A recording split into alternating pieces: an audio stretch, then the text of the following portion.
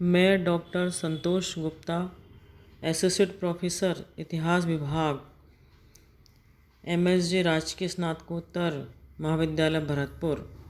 आज मैं प्रिय विद्यार्थियों आपको BA पार्ट 3 और MA फाइनल के विद्यार्थियों के लिए महात्मा गांधी और भारतीय स्वतंत्रता संघर्ष में उनकी जो भूमिका रही उसके बारे में बता रही हूँ, और स्पेशल जो सत्याग्रह के बारे में उन्होंने जो बताया है उसके बारे में मैं आपको बताना चाह रही हूँ।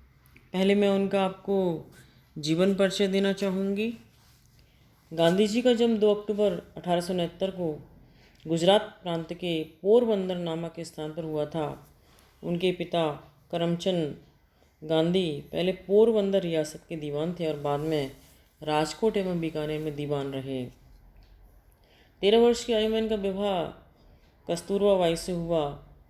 1889 और 91 तक इंग्लैंड में रहकर इन्होंने बैरिस्टरी पास की और 1893 दादा अब्दुल्ला के मुकदमे के सिलसिले में दक्षिण अमेरिका चल गए।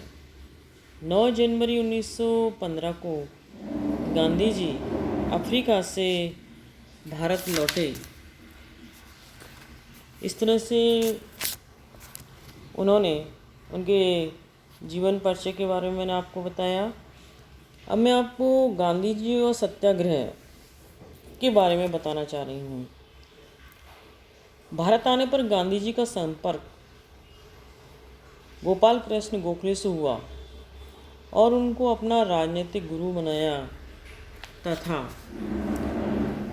9 जनवरी 1945 को साबरमती में अपना आश्रम स्थापित किया। और गांधी जी अफ्रीका की तरह भारत में भी सत्याग्रह आंदोलन प्रारंभ करना चाहते थे। गांधी जी के अनुसार सत्याग्रह का अर्थ अपने विरोध को किसी भी प्रकार का नुकसान या कष्ट पहुंचाए बिना स्वयं को अधिक से अधिक कष्ट देकर सत्य की विजय के लिए प्रयास करना ही सत्याग्रह है। किंतु सत्याग्रह की मांग सत्य पर आधारित होनी चाहिए। सत्याग्रह के 5 अलग अलग रूप हो सकते हैं। पहला असहयोग, दूसरा अनशन, तीसरा हड़ताल और चौथा सविनय अवज्ञा आंदोलन और 5वां हिजरत। सबसे पहले जो महात्मा गांधी हैं उन्होंने भारतीय राजनीति में प्रवेश के समय ब्रिटिश सरकार प्रथम विश्व युद्ध में फंसी हुई थी। गांधी जी ने सरकार को पूर्ण सहयोग दिया क्योंकि वे ये मानकर चलते थे कि ब्रिटिश सरकार युद्ध की समाप्ति के बाद भारतीयों को सहयोग के बदले में स्वराज दे देगी। लेकिन ऐसा हुआ नहीं। गांधी जी ने लोगों को सेना में भर्ती होने के लिए प्रोत्साहित किया। कुछ लोग उन्हें भर्ती करने वाला सार्जेंट कहने लगे। 1916 में गांधी जी ने अहमदाबाद के करीब साबरमती में आश्रम की स्थापना की और अप्रैल 1917 ईस्वी में बिहार में स्थित चंपारण जिले में किसानों पर किए जा रहे अत्याचार के विरुद्ध आंदोलन किया, जो चंपारण आंदोलन के नाम से मशहूर हुआ। चंपारण बिहार में स्थित है। इस सत्याग्रह का मुख्य कारण नील के खेतों के अंग्रेज मालिकों के द्वारा यहाँ के किसानों का आर्थिक शोषण करना था।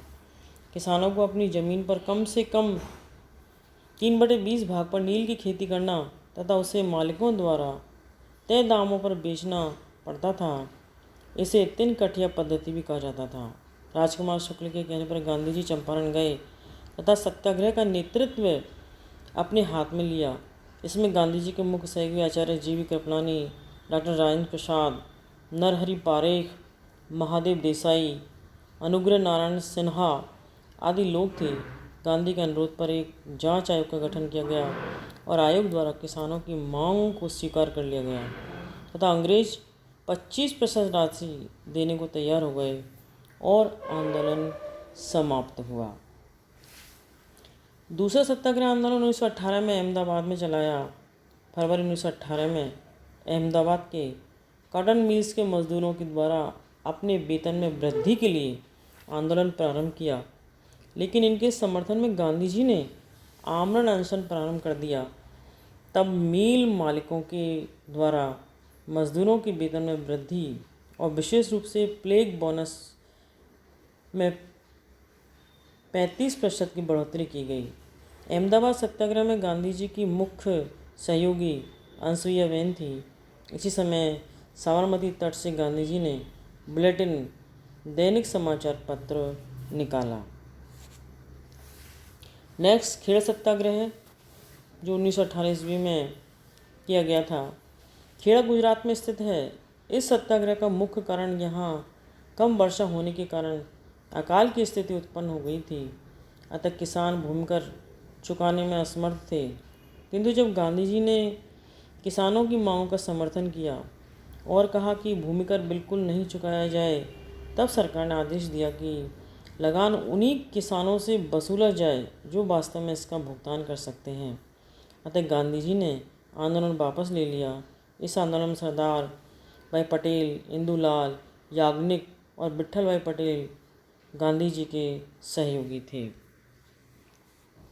निष्कर्ष: गांधी जी ने प्रारंभ में ब्रिटिश सरकार का पूर्ण सहयोग दिया, फलस्वरूप उन्हें केसर हिंद की उपाधि दी गई। लेकिन अब धीरे धीरे इन अनुभवों ने गांधी जी को जनता के घनिष्ठ संपर्क में ला दिया और वे जीवन भर उनके हितों की रक्षा के लिए सक्रिय रहे।